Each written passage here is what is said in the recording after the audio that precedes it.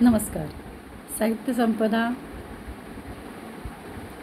धन्यवाद वैभव सरांना.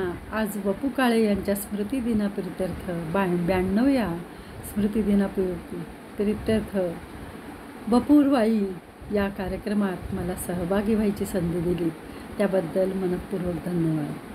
आज मी कथा वपू काळेंची सादर करणार आहे, ती म्हणजे बदली. सादर करणारे म्हणजे वाचनच, कारण आपल्याला ते सगळी कथा माहिती असते, पण ती पूर्णपणे संवादात्मक सर्वांसमोर पोचवण्याचा प्रयत्न आहे. बदली.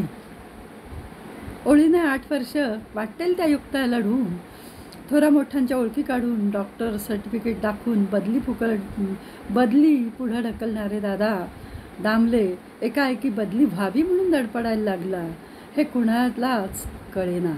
आमच्या बँकेचा तो दादा, दामोदर दादोजी दामले हे त्याचं संपूर्ण नाव. मग अरे असं स्वप्नात आणू नका, दादा म्हणाले. आम्हाला कंटाळलास का? अरे असं स्वप्नात आणू नका. मग बदली का मागितलीस? नुसता हसायचा. ते कारण तो कुणालाच सांगू शकणार नव्हता. बदली होणार ह्यात शंका नव्हती. इतकी वर्ष न होण्यासाठी केलेला खटाटोप यश मिळालं नाही. मिळालं तर आता बदली व्हावी म्हणून प्रयत्न केले तर यश का मिळणार नाही? बदली होणार हे त्यांनी गृहीत धरलं होतं. घरी दारी तसा प्रचारही सुरू होता. अहो आता पोरांच्या परीक्षा हा म्हणता जवळ येतील, मध्येच बदली. बाई ग, शेवटी नोकरी आहे, आपल्या हातात काय आहे? मग आत्तापर्यंत कसं जमवलं? त्यात विशेष काय? प्रमोशन नाकारत गेलो, मग बदली टाळता आली.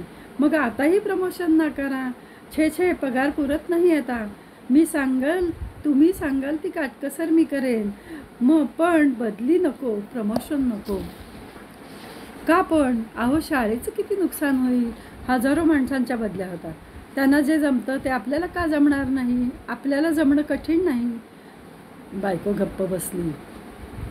नवरा इतका का बदलला हे तिला कळेना. खरं तर चाळीच्या आयुष्याला ती कंटाळली होती.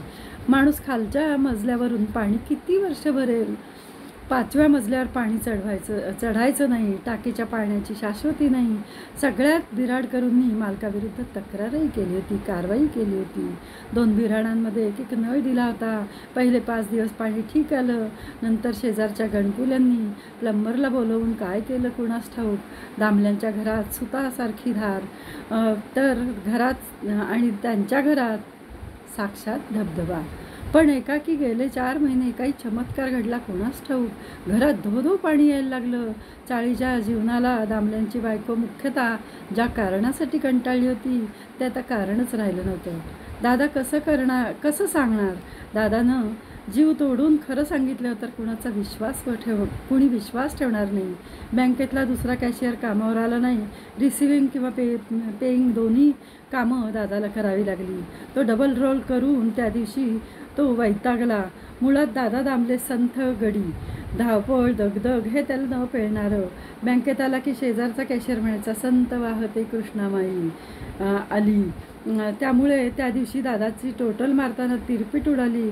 बँकेतले इतर दोघंही त्या पायी रखडले. एंट्री चुकली, त्यात 2 तास पत्ताच लागेना. शेवटी चूक सापडली. तिघंही सुटले. आकडे मांडून मोजून तिघंही चिडलेले. डोके शांत करायला चौपाटीवर गेले. दादांकडे जेवण मागितलं. दादांनी मनापासून ती मागणी मान्य केली आणि त्या दोघांना दुवा दे नियमाप्रमाणे रात्री 11 वाजता घरी परतले. नियमाप्रमाणे लिफ्ट रात्री 10 वाजताच बंद झाली होती. दादा जिन्याच्या पायऱ्या तुडवीत 2ऱ्या मजल्यावर आला. 3ऱ्या मजल्याच्या 2 पायऱ्या तो चढला आणि कुणीतरी शुकशुक केला. दादानं मागं वळून बघितलं, कुणीच नव्हतं. तो पुन्हा पायऱ्या चढला. पुन्हा तोच आवाज, तर कुणीच नाही. 3ऱ्या वेळी न थांबता, वळून न पाहता दादा म्हणाला, माझं नाव दामोदर आहे, आडनाव दामले आहे. हाक मारायची असेल तर नावानं मारा. एवढं बोलून 3ऱ्या मजल्यावर पोचला. पोचतो न पोचतो, दादा दामले थांबा जरा. दादा थांबला, पण कुणीच दिसेना. त्यानं स्वतःभोवती प्रदक्षिणा घातली. गॅलरीत कुणी नव्हतं आणि आवाज आला, तोही जणू हवेतूनच. मी तुमच्यापासून 3 फुटावर उभा आहे. मग मला दिसत का नाही? मी कुणालाच दिसत नाही. दामल्यांचं धाबं आणलं. त्यांनी कठड्याचा आधार घेतला. त्यांचे पाय कापत होते. जीभ ओढली जात होती. तोच शांत स्वरात पुन्हा शब्द आले. भीती वाटणं स्वाभाविक आहे आणि माणसं भूतांना भीतातच. पण मी तुम्हाला काही करणार नाही. आतापर्यंत काही केलं का? हे म्हणणं अगदी खरं होतं. दादा जरा शांत झाला. त्यानं भीत विचारलं, तुम्ही कोण? मी जनार्दन एकबोटे. तुम्ही कुठले? इथलाच. इथलाच म्हणजे तुम्ही ज्या खोलीत राहता त्या 151 नंबरच्या खोलीत मी राहत होतो. दादांना जरा गंमतच वाटली. असं? केव्हा? 11 वर्षापूर्वी. मग जागा का सोडली? बदली झाली म्हणून. बदली झाली म्हणून मुंबई सोडली. सामानाच्या ट्रकबरोबर निघालो. तो कोल्हापूरजवळ ट्रकला अपघात झाला. त्यात मी मेलो. फॅमिली रेल्वेने गेली म्हणून पोचली. मी पोचलोच नाही. Oh my goodness. मग केवढा हाहाकार. माझ्या घरात बायकोचा आक्रोश छपरावर बसून मी ऐकत होतो. पण समजूत नाही घालू शकलो. मोठा मुलगा दुःख गिळून बॉडी ताब्यात कधी मिळेल याची वाट पाहत बसला. म्हणजे ॲक्सिडेंटल डेथ ना. पोस्टमॉर्टम कॉरोनर. माझ्या देहाचे हालहाल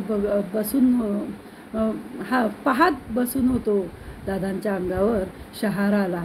भूत म्हणाले, जाऊ दे, 11 वर्षाची गोष्ट. मुलगा आता मोठा झाला आहे. त्याचं लग्न झालं आहे, मुलगा झाला आहे, माझ्या बायकोशी नीट वागतोय, याची चिंता नाही. भूत गप्प बसलं. दादा जरा सुन्न झाले होते. तेवढ्यात भूत म्हणालं, आज तुमच्याकडे काम आहे, करणार का? मी? तुमचं काम? हो. गंमत वाटून दादा म्हणाला, सांगा.